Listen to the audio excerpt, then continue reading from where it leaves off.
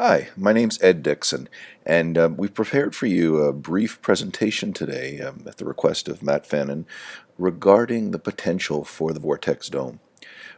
The concept that my partner Howard Espin and I have is that the Vortex Dome should actually become the hub for teacher development and student experience for 21st century learning in a joyful fashion. And so this little presentation is just going to explain why we think that should happen.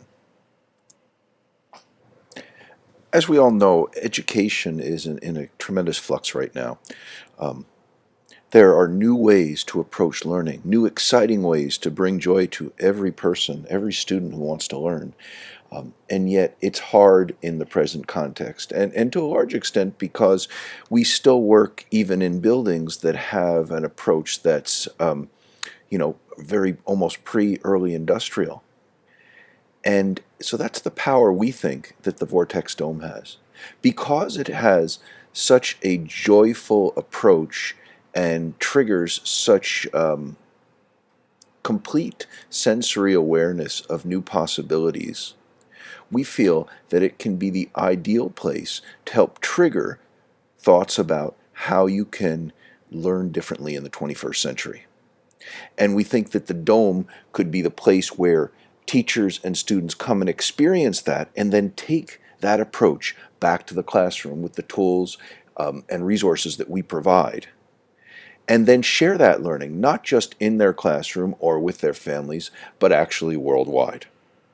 So the way we see this could happen would be in three stages.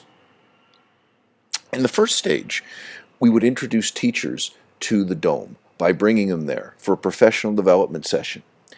The session itself is not to focus necessarily on the dome. The dome will be used as the tool to focus on 21st century teaching. It would include a fascinating look at the various brain science research supports which show how powerful the 21st century approach to learning can be. And it would also give them tools they could take back to the classroom and use immediately to start to address those daily concerns that they have, in particularly related to the Common Core. The real value, though, is that teachers would become tremendously excited. And I know from my career as a teacher and working with teachers, they would not be able to wait to bring their classes back to the dome, to have that same experience, but with the added benefit of making sure they were able to hit those curriculum goals that they have laid out for them. So what would happen is once they had this experience, they would be contacted and we would keep in touch with them with newsletters and resources about the exciting tools that they learned to use at the Vortex Dome and kind of prepping them for their return. And then indeed they would return. They would come back with their classes, and the kids would have this tremendous experiential session where maybe one of the great educational videos that Vortex Immersion has can be shown, but then the curriculum link can be made and they can be challenged to do a project which could return to the dome and actually perhaps be shown in the dome or showcased in the dome. And so they would leave very excited about going back and studying that very curriculum that sometimes is so challenging for kids, but with all of these 21st century tools that we're providing to teachers. And so what we would want to do in the same way as we did earlier would be to stay in contact, but actually to put as much power into the hands of the students as possible. So the idea of a KidTube thing where kids could talk about the exciting things they're doing and demonstrate the exciting things they're doing post the dome visit. And also, we'd be able to support their projects with resources and things like that, but they would always be kind of linked back into the dome and this whole idea of the dome as the great metaphor for 21st century learning. And then finally, groups of students could return and have this celebration of joyful learning where the projects that they created were somehow showcased at the dome and bringing in community and media support. This could be a wonderful time to share how powerful the dome can be for learning.